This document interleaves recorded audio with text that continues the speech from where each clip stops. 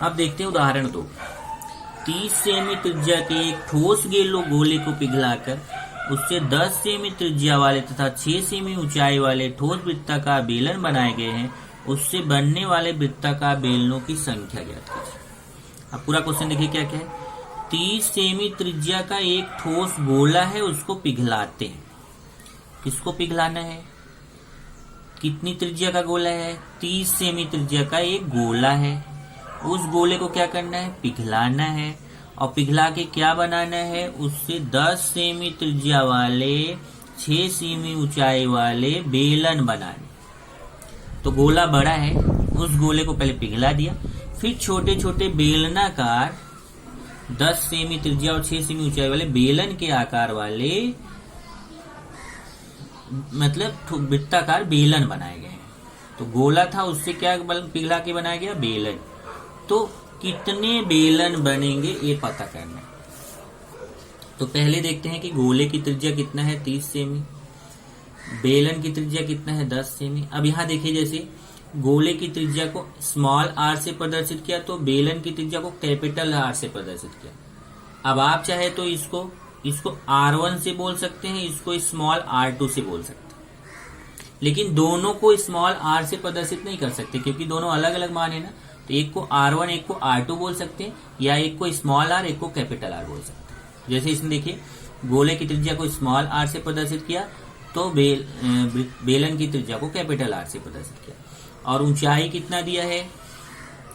तो देखिए, इसका 30 सेमी हो गया गोले का, बेलन की त्रिज्या 10 सेमी हो गया और ऊंचाई 6 सेमी। ऊंचाई h कितना हो गया? 6 सेमी। अब कितने बेलन बनेंगे? तो हमें पता करना है कि कितने बेलन बनेंगे। तो बेलन की संख्या निकालना है। तो बेलन की संख्या निकालने के लिए देखिए, ए लाइन लिखने की जरूरत नहीं है, ये एन भी लिखने की जरूरत नहीं है, ए एन भी लिखने की जरूरत नहीं, डायरेक्ट आप ए लाइन लिखेंगे। वृत्ताकार बेलन की संख्या बराबर, ये बराबर रहेगा गोले का घनफल बटे एक वृत्ताकार बेलन का घनफल। मतलब गोले के घनफल में बेलन के घनफल का भाग दे देंगे तो हमें पता चल जाएगा कि कितने बेलन बनेंगे। अब गोले के घनफल का सूत्र होता है 4/3 पाई r क्यूब, और बेलन के घनफल का सूत्र होता है पाई r स्क्वायर h। सूत्र याद रखना है आपको। गोले के घनफल का सूत्र 4/3 पाई r क्यूब और बेलन के घनफल का सूत्र पाई r स्क्वायर h। अब चलिए देखते हैं इसको कैसे सॉल्व किया। मान रखा है 4/3 पाई पाई, यहाँ पे देखिए पाई और पाई कट जाएगा, पाई और पाई कट जाएगा, तो 4/3 और r का मान रख दिया, स्मॉल r का मान कितना है? 30।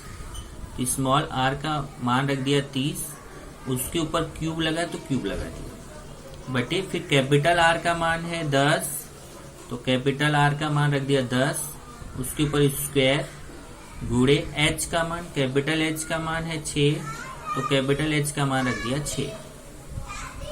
अब यहाँ देखिए 4/3 30 का क्यूब है, मतलब 30 का 3 बागुड़ा, 30 गुणे 30 गुणे 30, और फिर इधर 10 का स्क्वायर है, मतलब 10 का 2 बागुड़ा, और इधर गुणे 6। तो 30 का क्यूब है तो 30 का 3 बागुड़ा, 10 का स्क्वायर है तो 10 का 2 बागुड़ा। फिर इसको पूरा काटेंगे, देखिए 3 से इसको काट दो, 3 दहम्मा 30 आएगा, फिर 10 और 10 काट दो, फिर इधर 10 तिया 30 काट दो, फिर इधर 3 दूना 6। इसको मैं काट के दिखा देता हूँ आपको।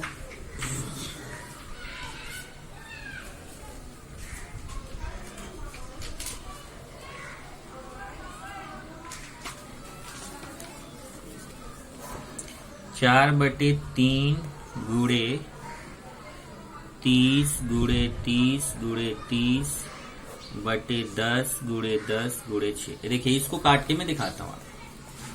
पहले मैं 3 से इसको काटूंगा, 3 दहम्मा 30, 10 आएगा, फिर ये 10 और 10 कट गया। तो पहले 3 से 30 में भाग दिया तो 10 आया, फिर 10 और 10 कट गया। अब 10 से इसमें भाग दो, 10 तिया 30, फिर 6 से इसमें भाग दो, 6 पंचे 30। अभी कट गया पूरा, बचा कितना? 4 गुणे 3 गुणे 5, 4 गुणे 3 गुणे 5, 4 तिया 12 गुणे 5। देखिए 4 तिया 12 गुणे 5, 12 पंचे 60। तो उत्तर कितना आ गया? 60। देखिए उत्तर कितना है 60। तो वृत्ताकार बेलनों की संख्या कितनी हो जाएगी 60। इसका मतलब अगर इस गोले को पिघलाकर ऐसा छोटा छोटा बेलन बनाएंगे तो कुल कितने बेलन बनेंगे 60 बेलन बनेंगे। ये उत्तर हो गया। आगे देखते हैं उदाहरण 3। किसी सर्कस के तंबू का निचला हिस्सा वृत्ताकार बेलन के आकार का तथा ऊपरी हिस्सा शंकु के आकार का है। तंबू के आधार का व्यास 48 मीटर तथा वृत्ताकार बेलन की ऊंचाई 15 मीटर है। तंबू की कुल ऊंचाई 33 मीटर हो तो तंबू बनाने में लगने वाले कपड़े का क्षेत्रफल तथा तंबू में स्थित हवा का घनफल ज्ञात कीजिए। अब देखते हैं क्या क्या दिया है। ये सर्कस का तंबू है। किसी सर्कस के तंबू का निचला हिस्सा बेलन के आकार का है और ऊपर का हिस्सा शंकु के आकार का है। तो देखिए यहाँ पे बनाया है, ये देखिए तंबू का निचला हिस्सा जो है वो बेलन के आकार का है और ऊपर का हिस्सा जो है वो शंकु के आकार का है। यही देखिए बोला है किसी सर्कस के तंबू का निचला हिस्सा बेलन के आकार का है और ऊपरी हिस्सा शंकु के आकार का है। तो निचला हिस्सा बेलन के आकार का हो गया, ऊपर का हिस्सा शंकु के आकार का हो गया। तंबू के आधार का व्यास दिया है 48 मीटर। ये जो तंबू है इसके आधार का व्यास दिया है 48 मीटर। अब व्यास मतलब ये पूरा यहाँ से यहाँ तक 48 दिया है। ये व्यास दिया है 48, तो त्रिज्या कितनी हो जाएगी उसकी आधी। तो देखिए त्रिज्या कितनी हो जाएगी 24। तो अगर व्यास ये पूरा दिया है 48, तो 48 का आधा करेंगे तो त्रिज्या कितना आ जाएगी 24। बेलन की ऊंचाई 15 मीटर है। देखिए ये बेलना का जो भाग है इसकी ऊंचाई दी गई, केवल इतनी ऊंचाई, बेलन की ऊंचाई दी गई कितनी 15 मीटर। तंबू की कुल ऊंचाई 33 मीटर है। अभी देखिए पूरी ऊंचाई 33 दिया 33, तो अगर उसमें 33 में से 15 माइनस कर दो तो बचेगा 18। ये पूरा 33 मीटर है। 33 मीटर से 15 मीटर माइनस कर दो ये ऊंचाई, तो 33 में से 15 माइनस करोगे तो इस शंकु की ऊंचाई पता चल जाएगी कितनी 18 मीटर। तो तंबू बनाने में कितना कपड़ा लगेगा और तंबू में कितनी हवा आएगी उसका घनफल निकालना है। तो चलिए देखते हैं। पहले तंबू की कुल ऊंचाई दी गई है 33 मीटर। देखिए वही समझाया जो मैंने समझाया आपको। तंबू की कुल ऊंचाई कितना दिया 33 मीटर और बेलनाकार भाग की ऊंचाई दिया है 15 मीटर। तो शंक्वाकार भाग की ऊंचाई कितनी हो जाएगी, तो 33 में से 15 देखिए माइनस कर दिया तो ये कितनी हो गई 18 मीटर। क्योंकि पूरी ऊंचाई दिया है पता है कितना 33, उसमें से 15 जो बेलन वाला उसको माइनस कर दो तो शंख वाला कितना बचेगा 18। अब उसमें भी देखिए एक ऊंचाई को कैपिटल एच मानना है, बेलनाकार भाग की ऊंचाई को कैपिटल एच मानना है और शंक्वाकार भाग की ऊंचाई को स्मॉल एच मानना है। आप चाहे तो इसको H1 H2 भी मान सकते हैं। तो अब हम पता करेंगे कि अगर इसकी ऊंचाई h दिया है 18 और ये दिया है त्रिज्या कितना 24। अब त्रिज्या निकाला, त्रिज्या इन्होंने यहाँ निकाल के नहीं दिखाया, इनको निकाल के दिखाना चाहिए था। यहाँ पे एक आप थोड़ा सा ऐड करेंगे कि व्यास दिया है 48 मीटर, इसलिए त्रिज्या कितनी हो जाएगी व्यास बटे 2, 48 बटे 2, 48 में 2 का भाग देंगे तो 24 सेमी। तो त्रिज्या कितना आ जाएगी 24 सेमी। तो आर का मान आपको पता चल गया 24 सेमी। ये चीज इनको निकाल के दिखाना चाहिए था, ये यहाँ पे निकाले नहीं। आप इसको वहां पे जोड़ लीजिए कि व्यास दिया तो त्रिज्या निकालेंगे व्यास का आधा। अब शंकु की तिरछी ऊंचाई निकालेंगे। तिरछी ऊंचाई, अब आप बोलेंगे यहाँ तो तिरछी ऊंचाई बोला नहीं है तो हम तिरछी ऊंचाई क्यों निकाल रहे हैं। तो जब आप इसमें आप पता करेंगे कितना कपड़ा लगेगा तो यहाँ पे शंकु के वक्र पृष्ठफल का सूत्र लगाएंगे तो वहां एल की जरूरत पड़ेगी और एल आपको पता नहीं है, तिरछी ऊंचाई पता नहीं है, तो फिर आप यहाँ कैसे रख पाओगे। इसलिए पहले तिरछी ऊंचाई हमें निकालना पड़ेगा। तो तिरछी ऊंचाई का सूत्र है एल बराबर करणी में R square plus H square, या एक सूत्र आप और जानते हो एल स्क्वायर बराबर R square plus H square. तो आप चाहे इस सूत्र से निकालिए चाहे इस सूत्र से निकालिए, आंसर वही आएगा। देखिए आर, स्मॉल आर का मान कितना है, त्रिज्या 24, आर का मान 24, उसके ऊपर स्क्वायर प्लस स्मॉल एच का मान 18। ध्यान रखना है हमने स्मॉल एच का ही यूज क्यों किया, क्योंकि ये शंकु के लिए निकाल रहे हैं और शंकु की ऊंचाई को आपने स्मॉल एच मानना है।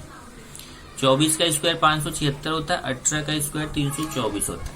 576 में 324 का स्क्वायर मतलब समझ रहे हो ना, 24 गुणे 24 576, 18 का स्क्वायर मतलब 18 गुणे 18 324, दोनों जोड़ो तो 900 आएगा और 900 को वर्गमूल कितना होता है, 30 होता है। तो हमें ये तिरछी ऊंचाई पता चल गई कितनी, 30 मीटर। अब सर्कस के तंबू में लगने वाला कपड़ा, अब इसमें कितना कपड़ा लगेगा, तो देखिए कपड़ा कहाँ कहाँ लगेगा, एक तो इधर कपड़ा लगेगा शंकु में, तो शंकु का वक्र पृष्ठफल, और एक इधर कपड़ा लगेगा बेलन में, तो बेलन का वक्र पृष्ठफल, मतलब बेलन के वक्र पृष्ठफल और शंकु के वक्र पृष्ठफल को जोड़ दो तो ये पूरा कपड़ा हमें पता चल जाएगा। तो यहाँ देखिए सर्कस के तंबू में लगने वाला कपड़ा बराबर वृत्ताकार भाग का वक्र पृष्ठफल। अब यहाँ वृत्ताकार बेलन होना चाहिए, बना लीजिए, वृत्ताकार बेलन का वक्र पृष्ठफल प्लस शंक्वाकार भाग, चलेगा भाग भी चलेगा, जान लीजिए सही है, भाग भी चलेगा।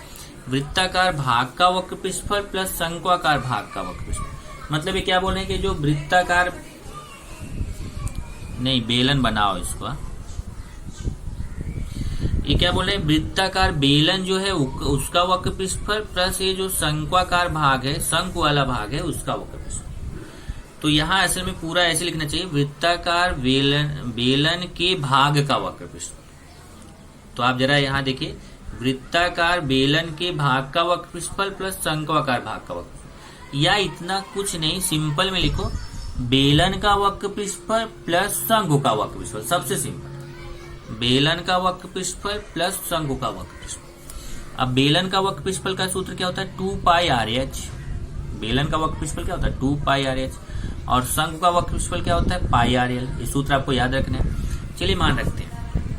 अब यहाँ इसने आप देखो, यहाँ आप डायरेक्ट मान रख के कैलकुलेशन कर सकते हो, पर इसने यहाँ डायरेक्ट मान नहीं रखा, पहले यहाँ कॉमन ले लिया, देखा यहाँ पे भी पाई आर है, यहाँ पे भी पाई आर है, तो पाई आर यहाँ पे कॉमन ले लिया, तो बचेगा कितना, 2h बचेगा और यहाँ l बचेगा। इधर देखिए पाई आर इसमें भी है, पाई आर इसमें भी कॉमन ले लिया, तो यहाँ 2h बचेगा, यहाँ l बचेगा। अब यहाँ पाई का मान 22/7, पाई का मान यहाँ दिया नहीं है, लेकिन हम 22/7 क्यों रख रहे हैं, क्यों, यहाँ से देख लीजिए क्वेश्चन में कहीं पाई का मान नहीं दिया है, तो आप पाई का मान 3.14 भी रख सकते हो, 22/7 भी रख सकते हो, इन्होंने 22/7 रखा, 22/7।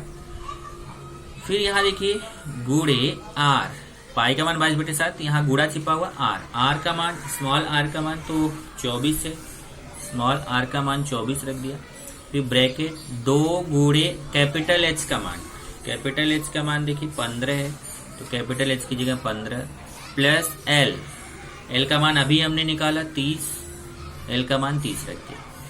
अब यहाँ देखिए 22/7 गुणे 24, इधर 15 दूना 30 होगा, देखिए 15 में 2 का गुणा करेंगे 30, 30 में 30 जोड़ेंगे 60। फिर इसको अब पूरा इसने कैलकुलेशन कर लिया, आप क्या करो, पहले 22 में 24 का गुणा करो, फिर जितना आता है फिर उसमें 60 का गुणा करो, फिर उसमें 7 का भाग दो, मतलब पहले ये 22 का 24 में गुणा करिए, फिर जितना आता है उसमें 7 का भाग दीजिए। जैसे मैं गुणा कर रहा हूँ, 22 गुणे 24 का 60 में गुणा करता हूँ, तो 6 चौका 24, 6 दूना 12, 2 14, ये देखिए 24 का 60 में 1440, 1440 में फिर 22 का गुणा कर लेना, फिर उसमें 7 का भाग दे देना, तो आपको इतना आएगा 4525.71 वर्ग मीटर। तो ये गुणा करना, फिर उसमें 7 का भाग देना। तंबू में स्थित हवा का घनफल ज्ञात कीजिए।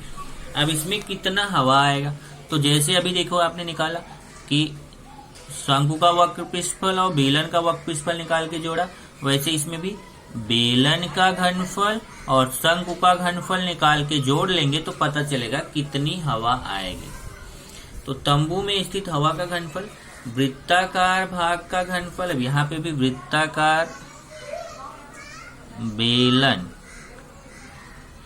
वृत्ताकार बेलन का घनफल प्लस शंक्वाकार भाग का, मतलब ये बेलन का घनफल प्लस शंकु का घनफल। तो आप यहाँ शॉर्ट में लिख लें तो अच्छा है कि तंबू में स्थित हवा का घनफल बराबर बेलन का घनफल प्लस शंकु का घनफल, या बेलनाकार भाग का घनफल प्लस शंक्वाकार भाग का घनफल। अब चलिए, बेलन के घनफल का सूत्र क्या होता है, पाई आर स्क्वायर एच। शंकु के घनफल का सूत्र क्या होता है, 1/3 पाई आर स्क्वायर एच। लेकिन ये सूत्र लिखते समय आर और आर तो दोनों के लिए त्रिज्या, तो चाहे आप बेलन की त्रिज्या लीजिए वो भी स्मॉल आर है, और शंकु की त्रिज्या लीजिए वो भी स्मॉल आर है। लेकिन यहाँ एच लिखते समय ध्यान रखना कि जब आप बेलन ले रहे हैं तो आपने बेलन के लिए एच कैपिटल लिया है, और जब आप शंकु ले रहे हो तो शंकु के लिए एच स्मॉल लिया है। तो लिखते समय अलर्ट रहना, नहीं तो कोई भी एच लिख दोगे तो गलत हो जाएगा। पाई, अब यहाँ पे देखिए पाई आर स्क्वायर कॉमन है, तो इसने पाई आर स्क्वायर कॉमन ले लिया। आप चाहे तो डायरेक्ट मान रख के कैलकुलेशन कर सकते हो, पर इन्होंने क्या किया, कॉमन लिया। पाई आर स्क्वायर कॉमन, इधर बचेगा एच प्लस 1/3 एच। अब पाई का मान 22/7, आर का मान कितना है 24, आर की जगह 24 रख दिया, उसके ऊपर स्क्वायर, फिर ब्रैकेट, फिर कैपिटल एच का मान, कैपिटल एच का मान 15 है, तो कैपिटल एच की जगह 15 प्लस 1/3 गुणे स्मॉल एच का मान, स्मॉल एच का मान यहां से देखिए 18, स्मॉल एच का मान 18, फिर ये 22/7 गुणे 24 का स्क्वायर, मतलब 24 गुणे 24 करेंगे कितना आएगा 576। इधर 3 से काट दीजिए, 3 6 18, तो 15 प्लस 6 आएगा। इधर देखिए 3 से काटेंगे, 3 6 18, तो 15 प्लस 6 आएगा। 15 में 6 जोड़ेंगे तो कितना आएगा 21। तो 22/7 गुणे 24 का स्क्वायर, मतलब 24 गुणे 24 576। इधर 15, इधर देखिए 3 6 18, 6 1 6, 15 में 6 जोड़ेंगे 21, और फिर 576 में यहाँ पे आप देखें तो इसको काट सकते हैं, देखिए 7 से कटेगा, 7 त्रिक 21, तो कितना बचा यहाँ बचा 22 गुणे 576 गुणे 3। अब पहले 22 में 576 का गुणा करिए, जितना आता है उसमें फिर 3 का गुणा करेंगे तो आएगा 38,016 घमी लिखा है। घमी का मतलब होता है घन मीटर, या इसको ऐसे लिख सकते हैं मीटर घन। तो चाहे आप ऐसे लिखिए, चाहे ऐसे लिखिए, चाहे ऐसे लिखिए। तो इसका मतलब 2 आंसर आ गया। पहला आंसर आया कि तंबू बनाने में कितना कपड़ा लगेगा, तो 4525.71 वर्ग मीटर कपड़ा लगेगा। दूसरा है तंबू में कितनी हवा आएगी, तो तंबू में हवा का घनफल 38,016 घन मीटर।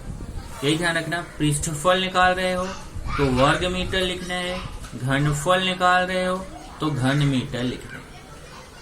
इस तरीके से आपका उदाहरण होगा। तो ये हमारा 7.1 का उदाहरण था। 7.2 के उदाहरण पे जाएंगे। इसके पहले जरा ये जो सूत्र है, वैसे तो सूत्र आपको पूरा याद करना है, आप याद भी किए होंगे। ये देखिए, ये आपका घनाभ का सूत्र, समघन का, लंबवृत्त का, बेलन का, शंकु का, और ये गोला का, अर्धगोला का, ये सूत्र पूरा आप याद कर लीजिए। लेकिन इस ज्यादा कठिन ये सूत्र है। ये देखिए, ये जो शंकु छेद है, शंकु छेद मतलब मैंने बाल्टी बोला था, तो इसका जो सूत्र है ज्यादा कठिन है, क्योंकि बड़े बड़े सूत्र है।